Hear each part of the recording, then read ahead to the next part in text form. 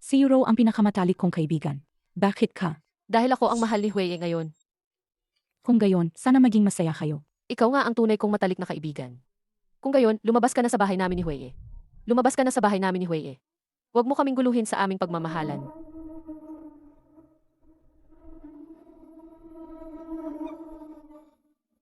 Ziu.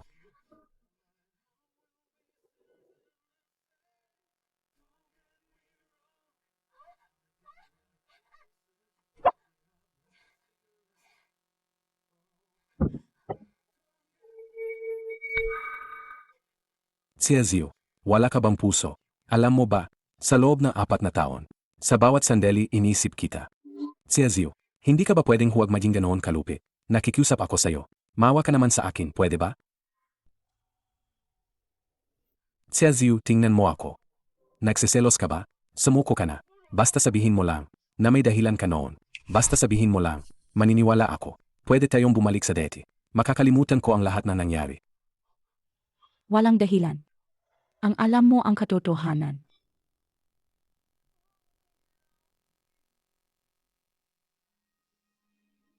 Ziu, Hindi. Hindi tayo pwedeng matulog. Duhuay. binili kita ng pera ko. Anong karapatan mong tumanggi? Bitawan mo ako.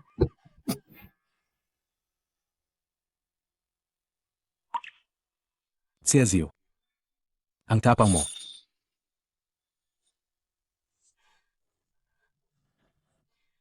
Ziu. Galit na galit ako sa'yo. Galit ako dahil hindi kita mapapalitan. Pero ngayon, nakahanap na ako ng pagkakataon. Tingnan mong mabuti. Sino ang mahal ni Guhueye ngayon? Sino?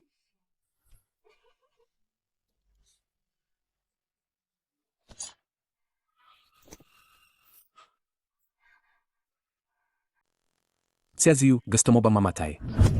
Ako.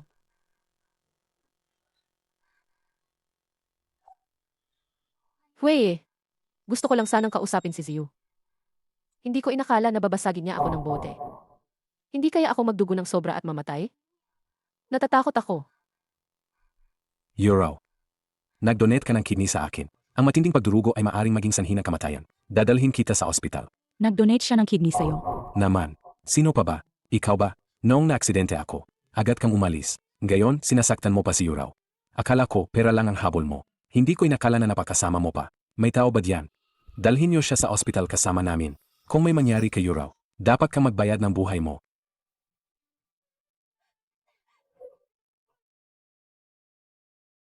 Doktor, kamusta si Yuraw? Malakas ang pagduugo ng pasyente. Kailangan niya ng agarang pagsasalin ng dugo. Dalhin niyo siya para salinan ng dugo. Pareho sila ng blood tap. Gamitin niyo lang siya bilang blood bag. Basta mabuhay lang si Yuraw. Kahit mamatay siya, wala akong pakialam. Hindi. Nagpa-kidney transplant ako. Malalaman nila kung magdodonate ako ng dugo. Hindi ko pwedeng ipaalam kay Hueye na ako ang nag-donate ng kidney sa kanya. Bakit naman? Wala akong pakialam kung mamatay siya o mabuhay. Ang sama talaga ng ugali mo. Gusto mo na naman ng pera, di ba? Ngayon, magdodonate ka na.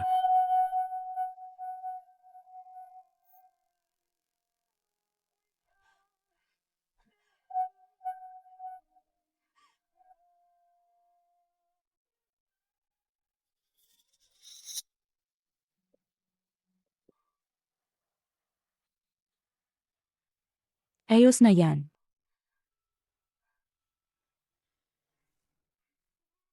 Ang babaeng ito ay nagpa-kidney transplant. May posibilidad na magkaroon siya ng matinding pagdurugo. Hindi inirerekomenda ang pagdodonate ng dugo. Anong ibig sabihin ng kidney transplant? Duhuay. Bakit? Para sa pera. Sasabihin mo pa ba na ang kidney ko ay ikaw ang nag-donate noon? Sasabihin ko sa'yo, matagal ko nang alam na ang kidney ko ay kay Meng Yuraw. Sa tingin mo, maniniwala ako sa'yo at hindi sa kanya.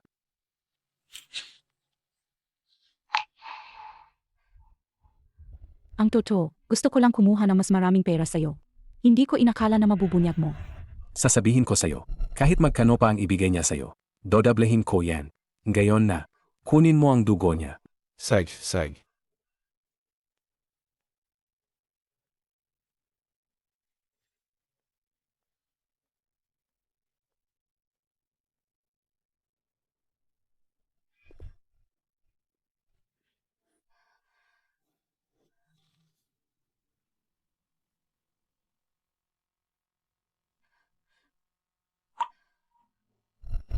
Tubig.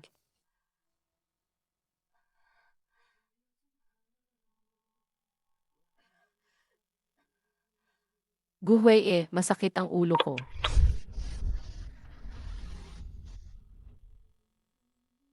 Sajina. Masakit pa rin.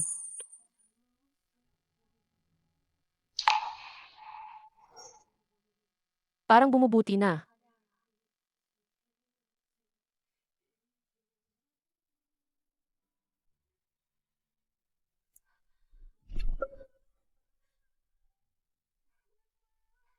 Guhwei, ako lang ang mahalin mo simula ngayon. At huwag mo nang mahalin si Xeziu, okay? Okay. Hindi na. Hindi na talaga. Ayos ka lang ba? Xiaziu. Nasa ospital ka na nga. Nang-akit ka pa rin ng lalaki. Guhwei, anong gagawin mo? Ikaw. Hindi ba gusto mo ng lalaki? Lalaki rin ako. Bitawan mo ako. Bitawan mo ako. Xiaziu. Bakit ang ibang lalaki ay pwede? Pero ako hindi.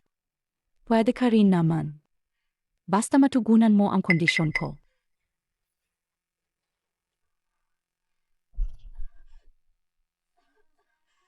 Gusto mo ng pera, di ba? Maaari kitang bigyan. Mali ka. Hindi ko kailangan ng pera. Gusto kong bukas. Dalhin mo ako sa charity gala. Gusto mo na namang pumunta sa mga ganyang party na mayayaman. Para akitin ang ibang lalaki, hindi ba? Lemmy. Manggarap ka.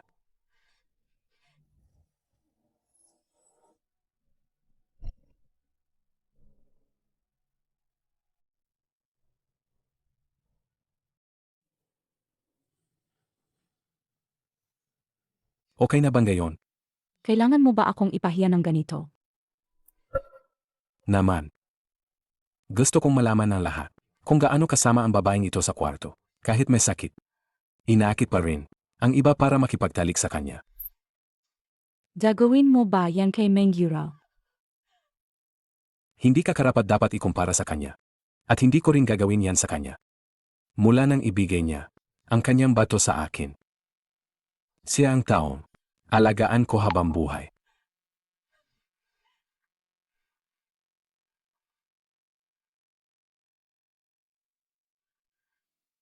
Bakit hindi ka nagsasalita? Nahiya ka ba sa sarili mo? Walang kwenta. Ang nagbigay sa iyo ng bato noon ay si. Sigurado ka bang gusto mong banggitin ang pangalan ng ibang babae sa oras na ito? Guhwei. Bitawan mo ako. Bitawan mo. Bitawan mo.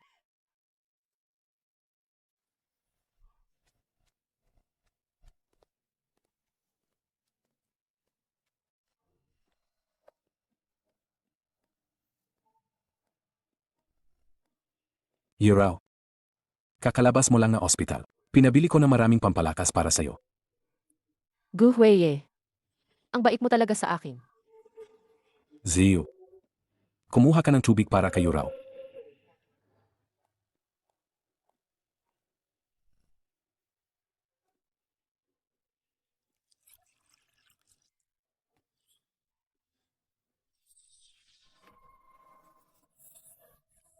Guhwei, masakit ang sugat ko. Pwede bang samahan mo ako matulog ngayong gabi? Kung wala ng iba, bababa na ako sa kwarto ko. Sej. Sasama ako sa iyo. Buong gabi.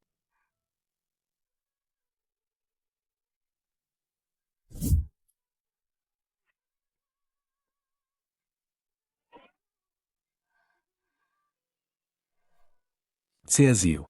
Nakita mo akong malapit sa ibang babae. Hindi ka ba man lang nagsiselos? Iba ang presyon yan. Kung papayagan mo akong dumalo sa bangkwet, pwede akong maging tulad ng gusto mo. Ano sa tingin mo ang deal na ito? Talagang masama ka. Hinding-hindi kita isasama.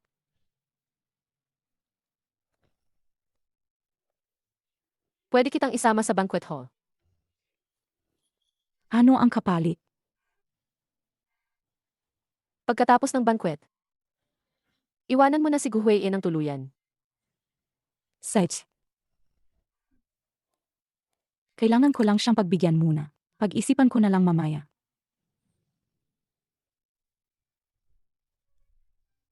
Nasaan ang imbitasyon ninyo?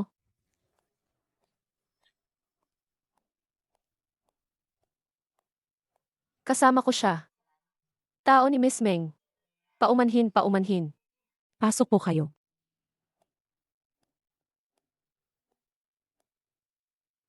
Wala akong pakialam kung sino ang nilalandi mo.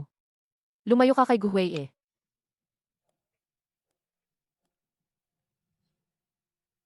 Ang confidential USB drive ay laging dala-dala ni Kuni. Ginoong Kuni. Mag-isa ka lang ba? Kailangan kong humanap ng pagkakataon para lapitan siya. Paumanhin, pasensya na. Nakakainis. Umalis ka. Kumusta ka? Ayos ka lang ba? Upunasan ko po kayo. Pasensya na, pasensya na.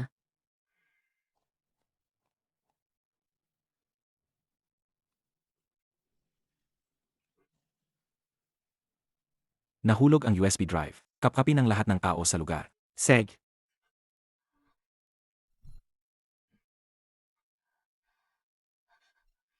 Paano ka nakatakas? Guhui, emergency ngayon. Ilabas mo ako dito ng palihim. Ang pagtakas ko ng walang pahintulot. Pag-usapan natin yan mamaya. Anong panibagong pakulo na naman yan? Totoo ang sinasabi ko. Kung hindi ako alis, mapapahamak ang buhay ko. Sadye, umalis na tayo. May nakapasok sa party na ito. Suriin ang bawat isa. Hanapin ang magnanakaw na yan. Gusto kong magdusa siya ng higit pa sa kamatayan. Ano? Anong nangyayari? Sino yan sa loob? Lumabas ka. Umalis ka. Sino ang manggugulo sa akin? Ang aming boss ay si Kunni. May nakita kaming kahina-hinalang tao. Kung hindi nyo bubuksan ang pinto, papasukin namin kayo ng sapilitan. Hindi na ito may tatago. Nandito na sila. Dadalhin kita.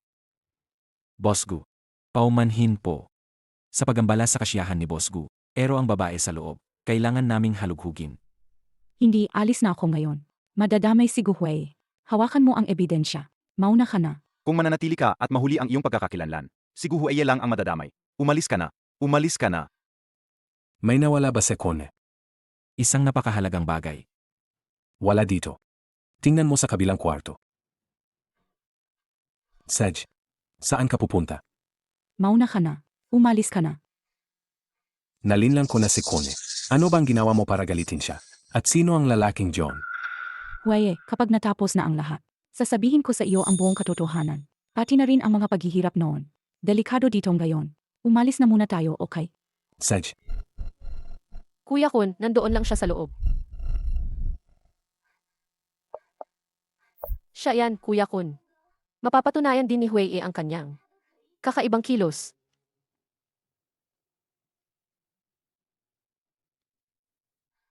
Huey, hindi mo naman siguro balak ipagtanggol si Xiaoziu at magbigay ng maling testimonya, di ba? Iisipin ni Kuya Kun na niloko ko siya at bubugbugin niya ako. Huey, nakalimutan mo na ba? Dati para iligtas ka. Nag-donate pa ako ng isang kidney sa'yo. Mamatay ako sa bugbog. Boss Gu. Nakapagdesisyon ka na ba? Hindi ito maliit na bagay. Ang kumuha ng gamit ko ay maaring magdulot ng kamatayan. kakaiba nga ang kilos ni Xiaoziu at lubhang kahina-hinala. Pero makakasiguro ako, kahit na totoo ngang si Xiaoziu ang nagnakaw ng gamit mo, wala siyang oras para ilipat ito. Kung ayaw mong maniwala, kapkapan mo siya.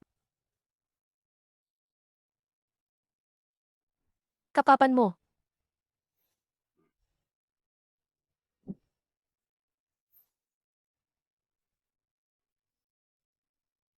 Wala. Huey, sigurado ka bang wala siyang pagkakataong ilipat ito? Kanina, habang nag-uusap kayo ni Kuya Kun sa labas, mag-isa siya sa kwarto. Sa loob ng mahabang panahon. At bukas pa ang bintana. Sigurado akong naipasa na niya. Sa iba ang mga bagay. Huey, nagsasabi lang ako ng totoo. Hindi mo pwedeng ipahamak ang buhay nating dalawa dahil lang sa pagkakamali niya. Niloloko mo ba ako? Tingnan ang CCTV. Ipinapakita ng CCTV na may tumakas dito. Agad na magdadala ng tao para habulin. Sabihin mo, sino ang nagdadala sa'yo? Saan mo itinago ang USB drive? Kung may nawala ka talaga, pwede ko itong bayaran. Hindi na kailangan maging ganito kahirap. Siya pa rin ang aking asawa. Kung mawala ang USB drive, hindi ako mabubuhay. Tinitiyak kong mas mabilis kayong mamamatay kaysa sa akin. Huweye. Kuya ko ni kung ano man ang hinahanap mo. Aktibo kaming makikipagtulungan. Kahit patayin mo si Xiaziu. Hindi kami magsasabi ng kahit ano ni Huweye. Huweye. Huwag mo nang galitin si kuya ko ni dahil sa kanya. Mawawalan tayo ng buhay. Ibigay mo ngayon ang kasabwat mo at ang lokasyon ng USB drive. Pwedeng buo pa ang katawan mo. Kung hindi, may libo-libo akong paraan para gawing mas masahol pa sa kamatayan ang buhay mo. Kung gayon, subukan mo. May oras ka pa para diyan. Subukan mo ang libu-libong paraan. Gu Huweye. Bakit ka? Pinoprotektahan ko si Meng Yurao. Dahil nag-donate siya ng bato sa akin.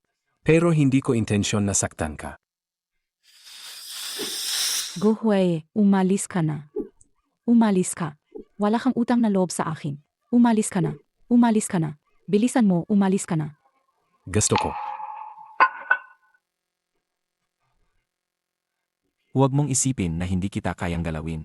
Wala kang kwenta. Kahit ikaw pa ang pinakamayaman, may paraan ako para harapin ka. Mas mabuting umalis ka na.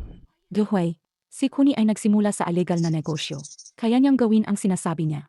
Habang kaya mo pang iligtas ang buhay mo, umalis ka na agad. Ang dami mong alam. Hindi siguro simple ang pagkatao mo. Gu Huweye, natatakot ako. Hindi kaya ako papatayin ni Xiaziu.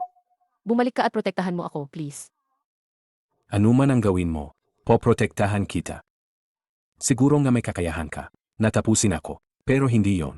Isang simpleng bagay. Subukan mo kung kaya mo. Nahuli na ang pinuno.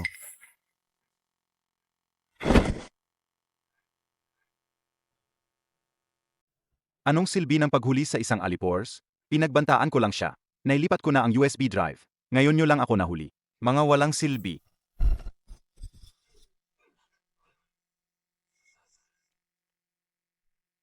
Nasaan ang USB drive? Ayaw mong sabihin, ha? Sasabihin mo o hindi? Malinaw na nagpapalipas siya ng oras para iligtas ka. Kung padalos-dalos kang susugot, pareho kayong mamamatay. Kuni, hindi malinis si Xiaziu. Tiyak na tinutulungan niya lang si Xiaziu na magpanggap na inosente. Alam ko yan, huwag kang mag-alala. Wala sa inyo ang makakatakas. Matagal ko nang ibinigay ang USB drive sa pulisya. Bumalik lang ako para pigilan ka. Para bigyan ng oras ang pulisya. Ang batas ay may mahabang kamay, walang makakatakas. Kuni, ang kamatayan sa pamamagitan ng pagbaril ang iyong kapalaran.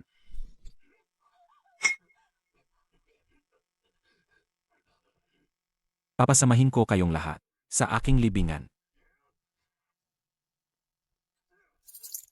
Huweye, Kuni, dumating na ang helicopter sa bubong. Bilisan na natin. Bakit ka napakabobo? Ayos lang.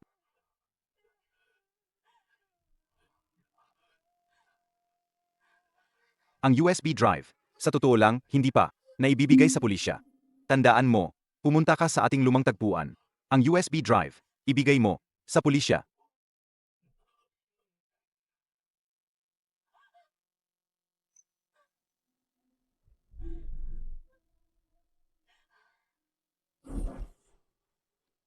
si Huweye ay ganoon para sa iyo.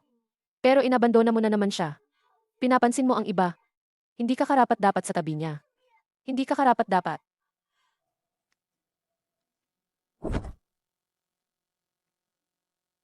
Gu Huwei. Gu Huwei, Bakit ka bumangon? Kailangan mong magpahinga ngayon. Doktor, nasaan si Gu Huwei? Kumusta siya? Wala naman siyang malalang pinsala. Sa kabutihang palad, ang saksa ay hindi tumama sa mga lamang loob. Kung gayon, pupuntahan ko siya. Huwag. Hindi ka pwedeng gumala dahil hindi stable ang pagbubuntis mo. Pagbubuntis. Buntis ako. 2 linggo ka ng buntis. Hindi pa ito masyadong stable. Pangunahin dahil mahina ang katawan mo. Kailangan mong magpahinga at magpagaling ng maayos. Halika, humiga ka, humiga ka. Baby. May pamilya na naman ako. Huwei, Ito talaga ang pinakamagandang regalo mo sa akin. Ang USB drive. Sa totoo lang, hindi ko pa naibibigay sa pulisya. Tandaan mo, pumunta ka sa dating lugar natin. At ang USB drive, ibigay mo sa pulisya. Kung hindi pa naibibigay ang USB drive sa pulisya at lumampas na ang 48 oras, pakakawalan si Kuni. Huwag, hintayin mo ako. Huwei, gising ka na rin sa wakas. Sobrang pinakaba mo ako. Nasaan si Zio? Nasaan si Zio? Ayos lang ba siya? Hindi siya nasaktan. Pero umalis agad siya. Wala siyang pakialam sa'yo. Huwei, hindi karapat-dapat ang ganyang tao. Na ipagsapalaran mo ang buhay mo para sa kanya. Wala ka sa puso niya. Bitawan mo na siya. Ako ang pinakamagandang pagpipilian para sa'yo. Nasaan si Miss Tia Zio? Bakit hindi niyo siya binantayan? Hinayaan niyo lang tumakbo ang isang buntis. Ano? Buntis si Zio? Huwei, niloloko ka lang niya. O kaya, kung gusto mo ng bata, pwede kitang bigyan. Z? Huwei,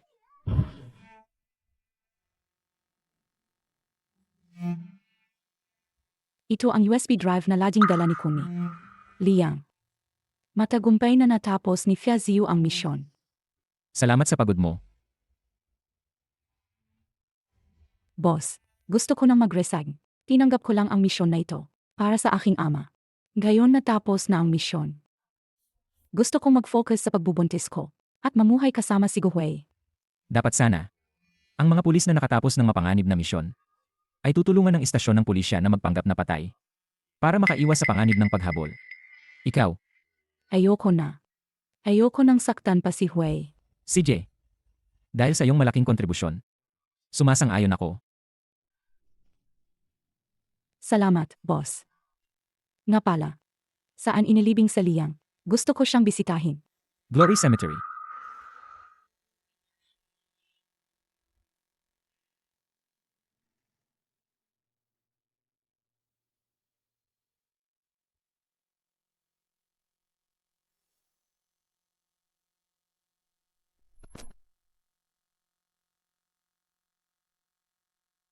Liang, salamat. Huwag kang mag-alala. Naibigay ko na ang USB drive. Napatay na si Kuni.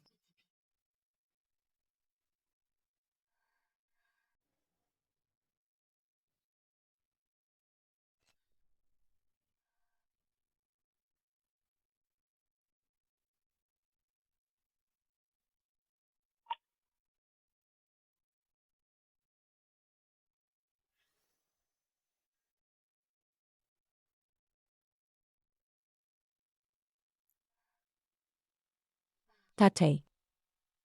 Ziyu, matagumpay kong natapos ang misyon mo. Sana'y mapayapa ka na, matahimik ka na. Mulang gayon. Gusto ng anak mo na si Hui na mamuhay ng simple. Tatay, ako. Si Zio, hindi mo ba alam kung anong kalagayan ng katawan mo? Kung saan-saan ka nagpupunta? Kahit hindi mo ako isipin, isipin mo man lang ang bata. Sa puso mo ba, lahat ng tao at bagay ay mas mahalaga kaysa sa akin? At sino naman ito? Ilang tao pa ba ang kailangan mong bisitahin? Tatay ko yan. Sabi ko na nga ba? Bakit hindi ko nakita si Tio? Namatay na pala siya. Tio. Ako po si Guhui. Ang pinili ng anak ninyo. Tatay, siya ang ama ng anak na nasa tiyan ko. Huwag po kayong mag-alala, napakagaling niya. Bago dumating ang panganib, palagi niya akong pinoprotektahan kahit buhay niya ang kapalit. Kung maaari po, basbasan niyo po kaming tatlo para maging ligtas at payapa ang aming buhay. Tio. Iwan mo si Zio sa akin. Kampante ka lang. Mas lalo kong mamahalin siya. At maniniwala sa kanya magpakailanman. Bibigyan ko sila ng pinakamabuti para sa kanya at sa bata. Huwag. 4 na taon na, may mga katotohanan na kaya ko na sa wakas na sabihin sa'yo. Ang totoo, noong umalis ako noon. si Ziyu, hanggang kailan mo papaglulukohin si Huwei? Menggi raw. Piliin mo ang mga salita mo. Huwei, ako ba ang pinaniniwalaan mo o siya? Asawa ko siya. Ina ng anak ko. Ikaw ba o siya ang dapat kong paniwalaan? Huwei, hindi mo ang anak niya. Gusto lang niyang ipasa sa'yo ang anak ng iba. May ebidensya na ako.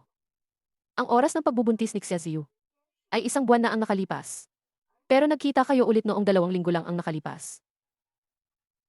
2 linggo lang ako nagbubuntis. Alam kong magdadahilan ka. Kahit ang medical certificate mula sa ospital. Dala ko na to.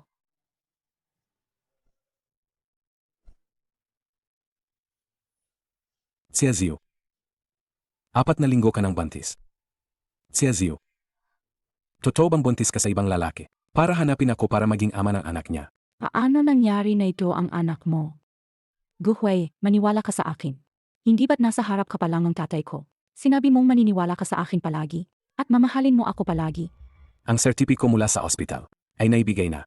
Paano ako maniniwala sa iyo? Xiaziu. Bibigyan kita ng huling pagkakataon. Sumama ka sa akin sa ospital. Ipa-abort ang bata. Matatanggap ko ang lahat na nakaraan mo. Magsimula tayo ulit. Gu Hui, ilang beses ka pa ba lolokohin niya? Hindi ka mahal ni Xiaziu. Nakalimutan mo na ba? Dati, iniwan ka niya dahil sa pera. Hindi ka niya binalikan kahit muntik ka nang mamatay sa aksidente. Ako ang nag-donate ng kidney sa iyo. Tumahimik ka. Huwag mo nang banggitin ang nakaraan. Sumama ka sa akin sa ospital para magpa-abort. Hindi. Hindi pwedeng mawala ang batang ito. Gu Hui, nakapaghintay ka ng 4 na taon noon. Gayon, 10 buwan lang. 10 buwan lang. Hindi mo ba kayang maghintay para sa isang bata? Kapag ipinanganak siya, malalaman na ang lahat ng katotohanan. Gu Hui, ang tagal niyang naghihintay. Gusto lang niyang samantalahin. Ang pagiging kampante mo. Kinuha ang pera mo. At tumakas kasama ang tunay na ama ng bata. Hindi ko ginawa. Saj, 10 buwan lang naman, di ba? Maghihintay ako. Hui, Para lang sa isang salita ni Zio. Gugugulin mo ang 10 buwan para patunayan kung totoo o hindi. Sa tingin ko, hindi naman yan malaking bagay. Hui, Magpahinga ka ng maayos.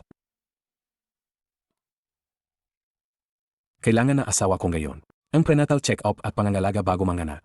Ipatawag mo kaagad ang pinakamagaling na doktor. Dito ngayong gabi. Yeah, Wang. Bago dumating ang doktor, kailangan ninyong maging labis na maingat sa pagtreto kay Zio. Ang katotohanan 4 na taon na ang nakalipas, ay hintayin na lang natin pagkapanganak ng bata.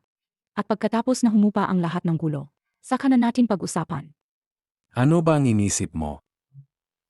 Huwag ka nang mag-isip ng kung ano-ano. Magpahinga ka ng mayos.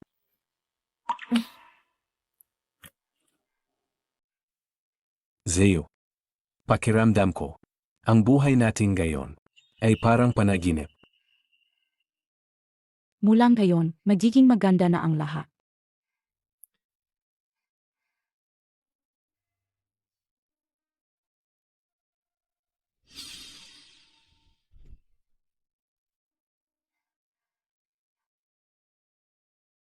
Inom na ng sabaw.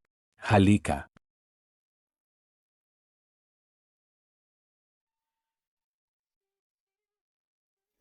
Kumusta? Ikaw ang gumawa nito. Ako nga ang gumawa. Medyo maalat ba? ang masamang babaeng si Xiaziu. Kailangan kong bawiin si Hui. Kailan darating ang mga doktor? Pagkatapos ng 3 araw. Sige, alam ko na. May isa pa akong ipapagawa sa'yo. Opo. Ganito kasi. Ngayon, buntis si Zio.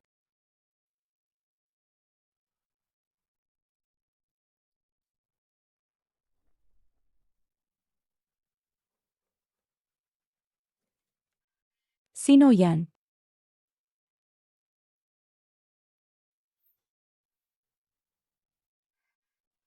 Dumating na ang doktor. Z.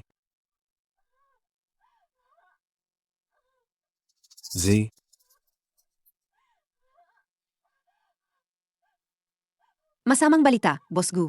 Si Miss Meng, dahil sa kakulangan ng bato, nagkaroon ng komplikasyon at matinding pagdurugo. Malapit na siyang mawalan ng buhay. Kailangan ng pinakamahusay na team para mailigtas ang kanyang buhay. Hui, ang tiyan ko. Parang mamamatay na ako. Sa totoo lang, ang kahihinatnan na ito. Matagal ko nang nakita. Noong nag-donate ako ng bato sa'yo. Inaasahan ko na ito. Huwag mo na akong alalahanin. Wala akong kwentang buhay. Hindi ito maihahambing sa anak ni Ziyu. Yuraw, Gu Huai ang tiyan ko.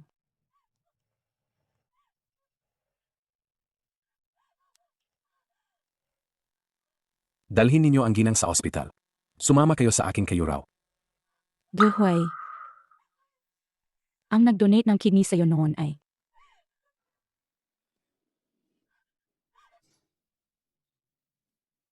Gu Huai.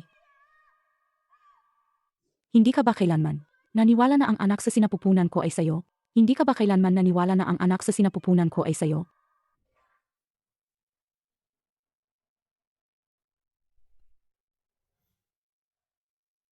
Doktor, ang anak ko, kumusta siya? Ayos lang ba siya? Sumailalim ka sa malaking operasyon. Kaya mahina na ang katawan mo. Malala rin ang pagkahulog mo ngayon. Ana, Magkakaroon ka pa ng iba.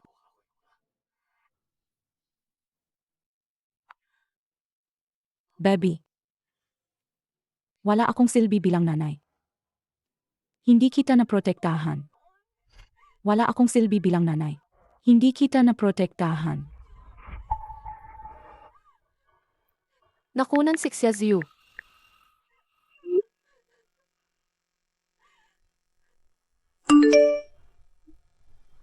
Xia Ziyu, ako pa rin ang nanalo.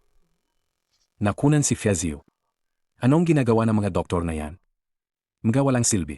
Isang grupo ng mga walang silbi. Agad siyang suriin at bigyan ng plano sa operasyon. Meng Yuraw. Makakasama lang kita hanggang matapos ang operasyon. Naghihintay pa rin sa akin si Ziyu. Hindi ako naniniwala sa mga doktor na ito. Gu Huai, bakit hindi mo na lang ako samahan? Magpa-check up ka sa ospital na pamilyar ako.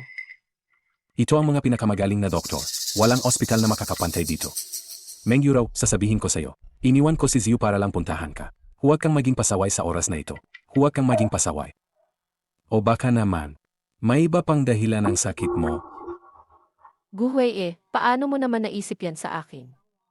I-check up niyo siya agad. Pilitin niyo. Lalo na ang kidney niya.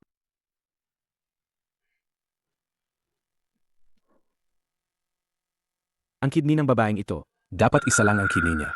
May pinagkaiba ba? Isa lang talaga ang kidney niya. May pagdugo ngayon.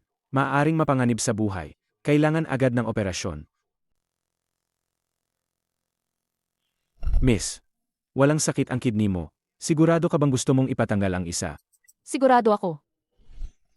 Ang isang walang silbing kidney. Kapalit ng habang buhay mong pagsisisi. Sulit, hindi ba? Gu Huai, ngayon naniniwala ka na sa akin, di ba? Paumanhin, masyado lang akong nagmamadali kanina. Mali ang pagkakaintindi ko sa'yo. Ayos lang, alam mo naman. Hinding-hindi kita sisisihin. Magpagaling ka. Sasamahan kita hanggang matapos ang operasyon. Alagaan ka ng mabuti.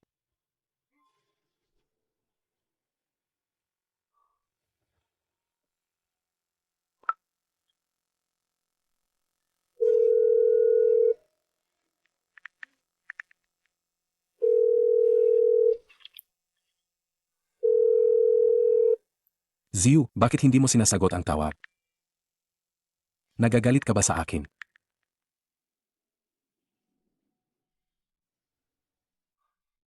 Sagutin mo ang tawag, sagutin mo.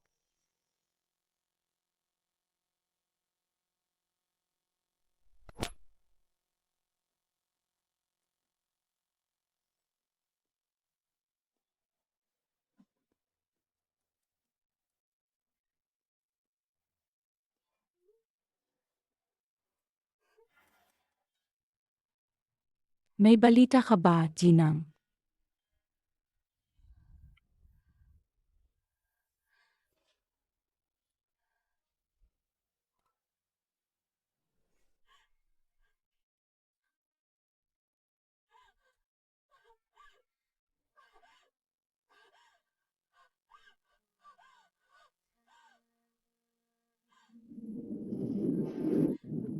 Hello. Pinuno. Maari pa rin akong magsumit sa pulisya. Pwede ba akong magpanggap na patay para makatakas? Para lang agawin sa akin si Guhwei. Nagpa-opera ka para tanggalin ang isang bato. Ziyu, ano ang sinasabi mo? Hindi ko maintindihan. Nakasulat sa report na ito, itim sa puti. Nakulang ako ng isang bato. Pero ikaw, buo ang katawan mo.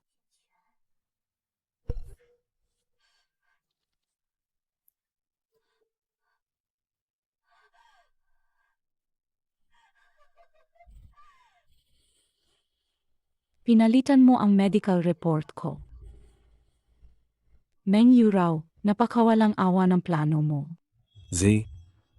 Inaakusahan mo si Yurao at inaangkin mo ang kanyang nagawa. Sino ba talaga ang walang awa? Tama na. Sabi ko na, huwag na nating pag-usapan ang nakaraan. Ayusin na lang natin ang buhay natin mula ngayon. Hindi na kailangan naguluhin pa natin ang isa't isa. Hindi ba? Hindi ba? Si Yurao ay mabait. Hindi kanya papansinin. Ako ang nanggugulo. Guhwei. Kahit minsan ba, pinaniwalaan mo ako? Sadya na, huwag ka nang magmatigas.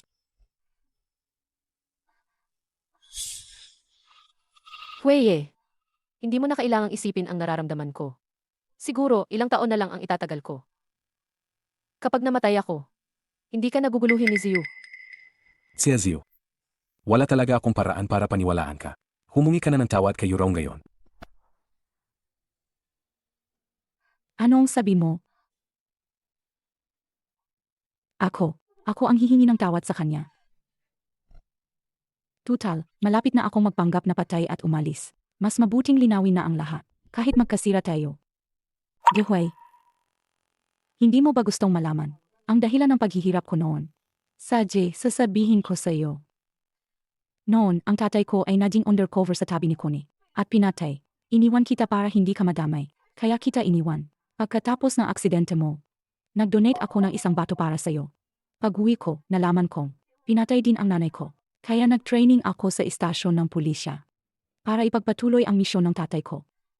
Ang paggamit ng pagkakakilanlan ko bilang asawa mo, ay para makapunta sa party ni Kuni. At makuha ang mahalagang ebidensya, ang USB drive. Mula simula hanggang gayon, wala akong ginawang kahit isang. Pasensya na sa mga nangyari sa'yo. Si Azio. Tulad nga ng sinabi ni Yurao, pareho lang. Inasahan na ni Yurao na, gagamitin mo tong dahilan, para magpalusot, para sa sarili mong kapakinabangan. Kaya, nagpau na siya, nakausapin ko na ang mga magulang mo, sa telepono. Paano yun possible? Ang mga magulang ko ay, Alam kong pera at yaman ang hinahabol mo, at pinutol mo ang ugnayan sa pamilya mo. Alam ko rin, ang libingan na ipinakita mo sa akin noong araw na yon, ay kay Liang pala. Baka simula hanggang dulo. Ang tungkol kay Kuni lang ang totoo. Pero okay lang. Ziyu. Mahal kita. Pwede nating kalimutan ang mga nakaraan. Kapag nagaling ka na, magkakaroon tayo ng anak ulit. Pero pagdating sa buhay, palagi kong unahin ang si Yurao na nagligtas sa buhay ko. Guhwei. Napakatanga mo talaga. Umalis ka. Wala na tayong kinabukasan. Huwag ka nang magtampo. Kukuha ako ng doktor para sa'yo. Yurao. Pakibantayan mo muna si Ziyu.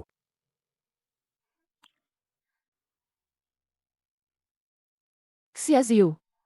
Iyan ang mangyayari sa sinumang umaagaw sa akin. Paano mo nagawa ang video ng mga magulang ko? Synthesis.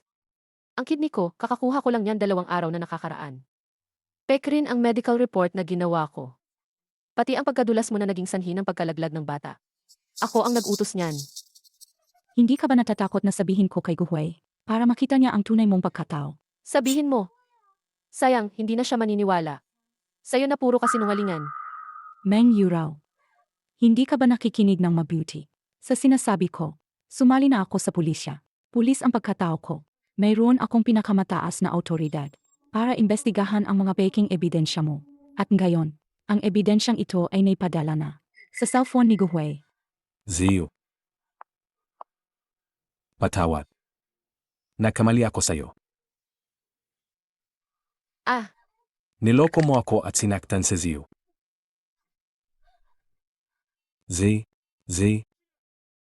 Doktor, Nas. Dali, Sa emergency room. Gawin ang lahat para maligtas siya. Nakikiusap ako sa inyo.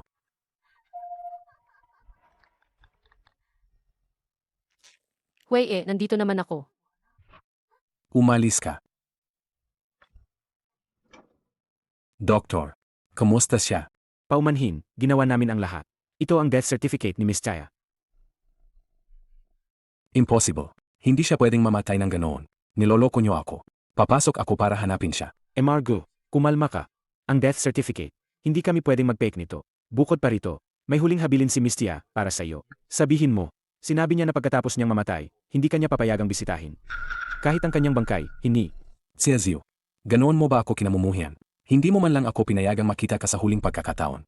Wei patay na si Xiaziu. Nandito pa naman ako. Magkasama tayong magsimula ng bagong buhay. Umalis ka. Kung hindi mo lang ako niloko, na ikaw ang nag-donate na kidney, hindi sana magkakaroon ng ganito karaming hindi pagkakaunawaan. Hindi rin mamamatay si Ziyu. Pero dahil mahal kita, bakit siya nakatakas? At iniisip mo pa rin siya? Dati, napakabuti nating magkaibigan. Nang umalis siya, dapat iniwan kanya sa akin. Bakit ka ganyan kawalang hiya? Si Xiaziu ang walang hiya. Malinaw na inggit siya sa akin noon. Inggit siya dahil mas maganda ang buhay ko kaysa sa kanya. Kaya hindi niya tayo pinaglapit. Ngayon, patay na siya, nararapat lang sa kanya. Margo, kumalma po kayo. Umalis ka. Bakit si Ziyu ang namatay? Bakit hindi ikaw? Paano kung ikaw at siya ay magkasamang ilibing, ha? Gu Huiye. Xiaziu. Niloko kanya ng napakaraming beses. Baka sa pagkakataong ito, hindi kanya payagan makita ang bangkay niya. Nagpapanggap lang siyang patay.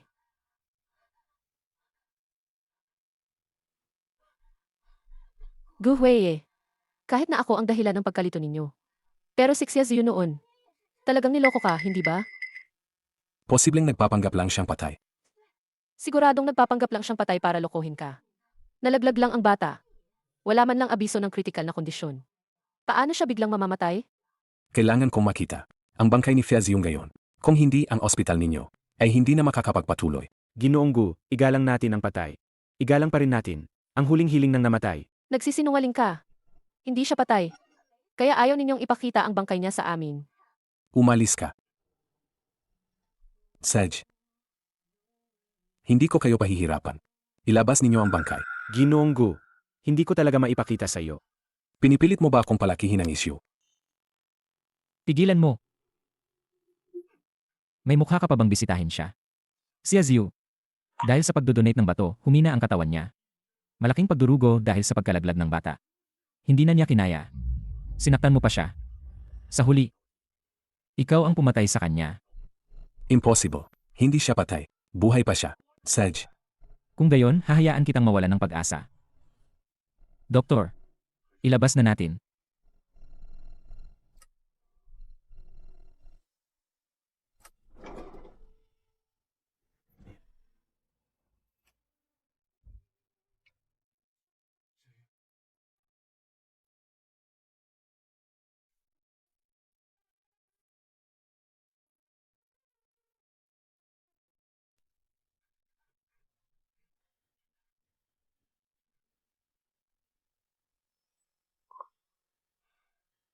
Umalis na sila.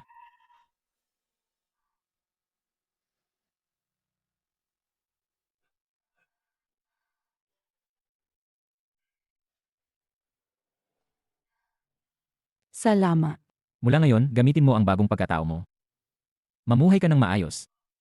O kung gusto mong lumabas ng bansa. Para mas maputol mo pa ang koneksyon mo dito. Nandito lahat ng libingan ng pamilya ko. Ayoko umalis.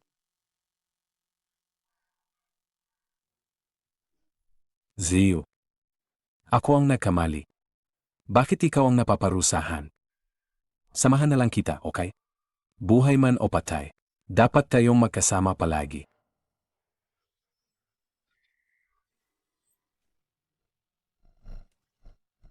Hindi kaya hindi talaga siya patay. Saan ka pupunta? Bakit mo gusto dito? Hindi mo ba naisip na maganda ang tanawin dito? Kapag malungkot ako, gusto kong maglakad-lakad dito. At saka, mula pagkabata, sinabi na sa akin ni Papa, ang pagsikat ng araw ay nangangahulugang bagong simula. Bagong simula. Rooftop.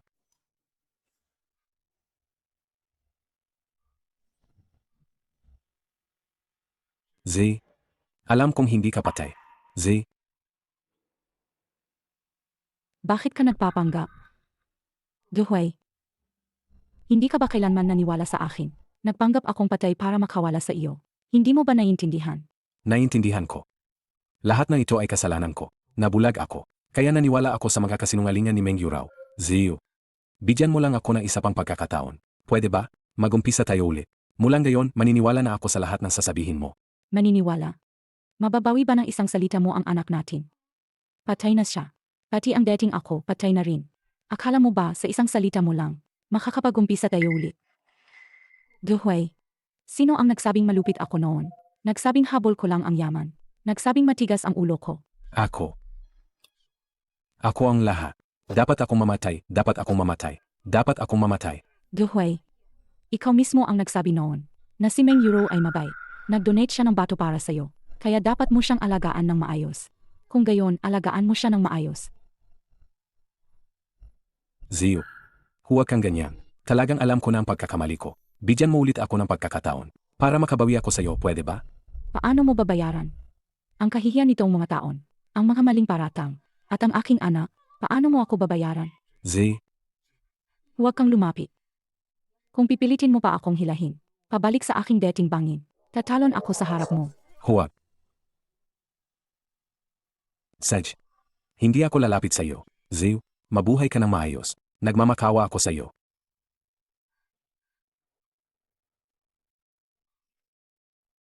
Ziyu, alam kong galit ka sa akin. Kapag naipagiganti na kita, pupuntahan kita ng malinis.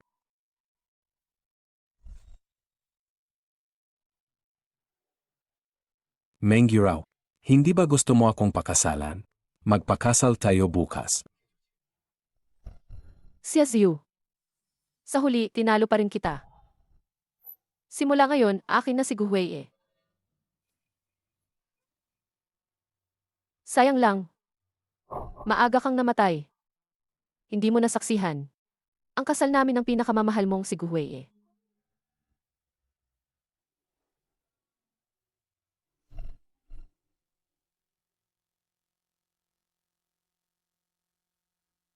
Asawa ko. Sa wakas, dumating ka na. Sino ang asawa mo? Nasaan si Hueye? Sabi ni Boss Gu na magpakasal ka sa akin. Munting dilag. Halika na. Umalis ka. Guhueye. Hindi ba't sinabi mong magpapakasal tayo ngayon? Ayokong magpakasal sa isang matandang lalaki. Nakipagsabuatan ka sa yayawang para ipahamak si Fiaziu, at pinatay mo pa siya. Kung ayaw mo makulong, gawin mo ang sinasabi ko.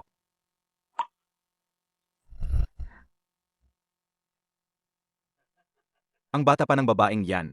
Bakit siya magpapakasal sa isang matandang lalaki? Siguradong pera lang ang habol niyan. Marami na akong nakitang ganyan. Hali. Hali.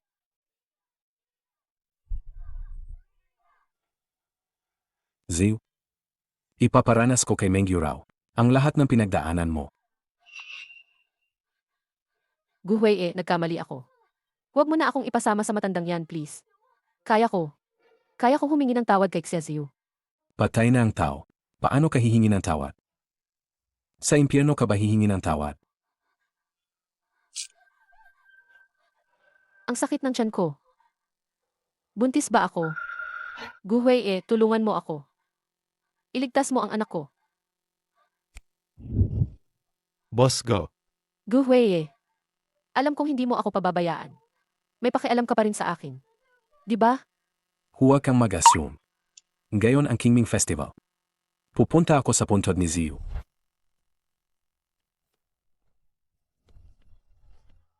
Hueye, huwag mo akong iwan, Hueye.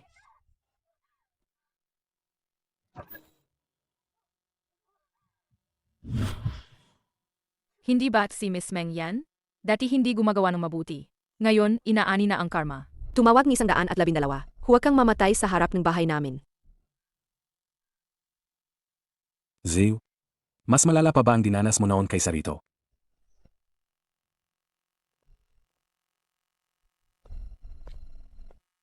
Ziu. Ipinagiganti na kita kay Meng Yurao. Sana gumaan ang pakiramdam mo. Si Meng Yurao lang ba ang pinagigantihan? Paano naman ang sarili mo? Huwag mong kalimutan. Ikaw lang ang tanging makakasakit sa akin. Kung hindi ka naniniwala, kahit ano pa ang sabihin ni Meng Yurao, o kung ikaw mismo ang nag-imbestiga sa katotohanan, hindi sana Teo umabot sa ganito. Gayon, nagpapanggap kang tagapagligtas na naghihiganti para sa akin. Guhwaye, sasabihin ko sa iyo. Ang pinakamalaking kaaway ko ay ikaw, ang pumatay sa aking anak. Patawad, patawad. Kasalanan ko ang lahat.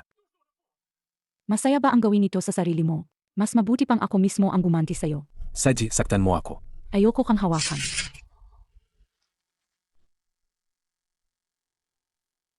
Nandidiri ako. Sa buong buhay ko. Ang pinagsisisihan ko ay ang mahalin ka. Kung pwede lang. Sana. Hindi na lang tayo nagkakilala.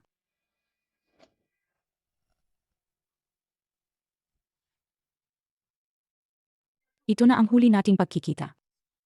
Huling babala ko sa'yo. Sa natitirang buhay ko, ayoko nang kasama ka.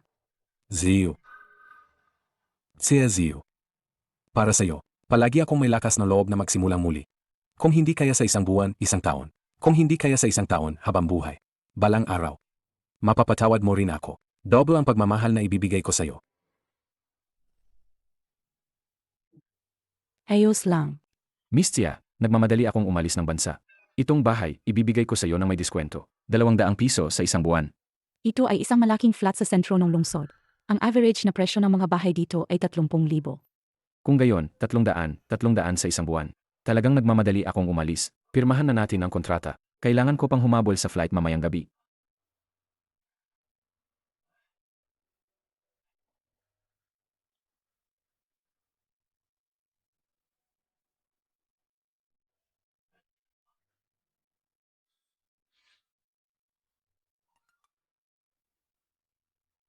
Miss Sia, pumasa ka sa aming interview. Ang buwanang sahod mo ay 100,000. Pero wala akong karanasan sa trabaho.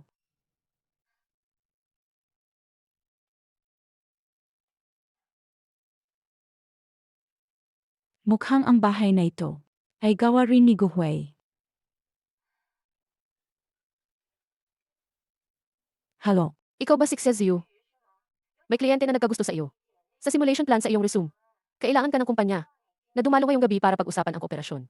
Saji, naiintindihan ko. Hindi kaya gawa na naman ito ni Guhwei.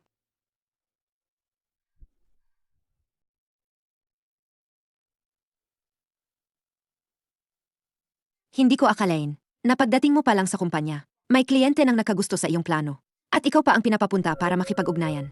Tara na. Boss Chen, ito ang plano ng aming kumpanya. Huwag na nating pag-usapan ang mga boring na bagay na yan. Kung gusto mong makipag-ugnayan, kailangan mo akong samahan sa pag-inom ngayong gabi hanggang sa maging masaya ako. Uminom ka kung matutuloy ang kooperasyon na ito. Depende yan sa kung gaano ka kagaling uminom. Pasensya na po, Boss Chen.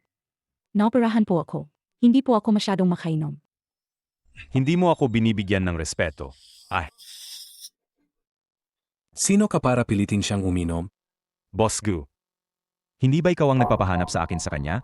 Pinahanap ko siya sa'yo para makipag-ugnayan. Para bigyan siya ng proyekto. Hindi para guluhin siya. Patawad po, nagkamali po ako. Hindi ko alam ang relasyon mo kay Boss Gu. Wala akong relasyon sa kanya.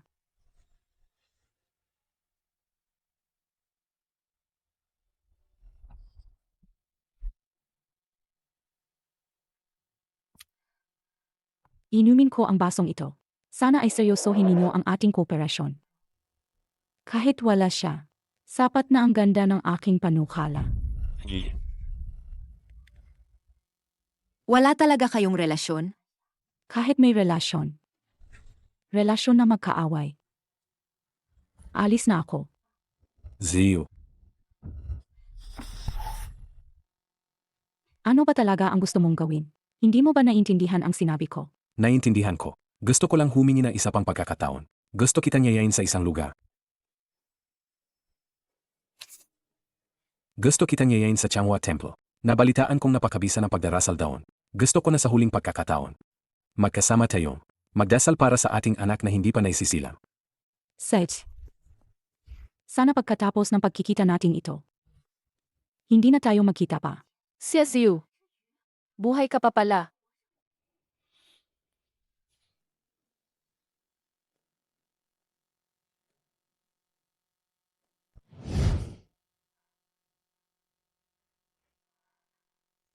Bakit ka nakatakas sa pamamagitan ng peking kamatayan? At iniwan akong pinaghihirapan sa pagkalito ni Guhweye. Ngayon, mahina ang katawan ko. Hindi na magagamot at naghihintay na lang mamatay. Pero kayo, nagiging matamis na naman ang inyong relasyon. Hindi ko ito papayagan. Changho Temple, di ba? Gusto kong mamatay kayong lahat kasama ko.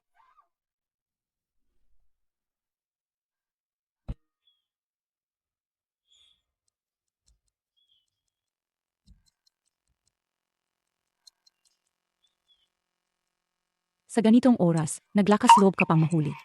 Duhway, nagkaroon ka ba kahit kaunting sinseridad para sa bata at sa akin? Baby, masyadong tanga si Mama. Naniwala pa rin ako sa mga kasinungalingan niya. Magdarasal si Mama para sa iyo, okay?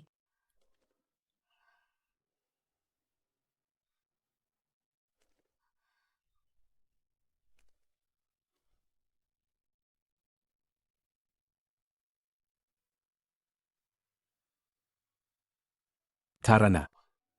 Ano ang ginagawa mo? Narinig ko na sa ganitong paraan lang. Ang pag-akyat sa Changhua Templo ng paisa-isang luhot. Habang nagdarasal sa puso para sa taong pinagdarasalan, ay magiging epektibo.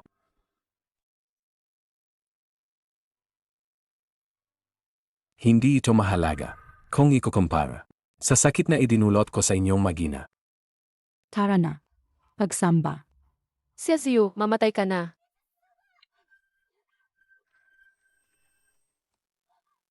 Duhway. Duhway. Z. Sa wakas, tinawag mo na ang pangalan ko. Mabuti na lang at sa pagkakataong ito, na protektahan na kita.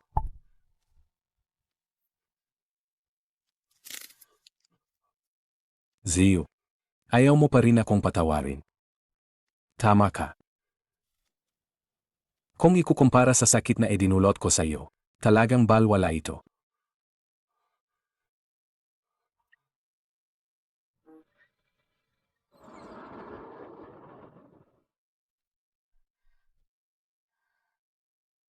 Guhway. Gayon. Pinapatawad na kita.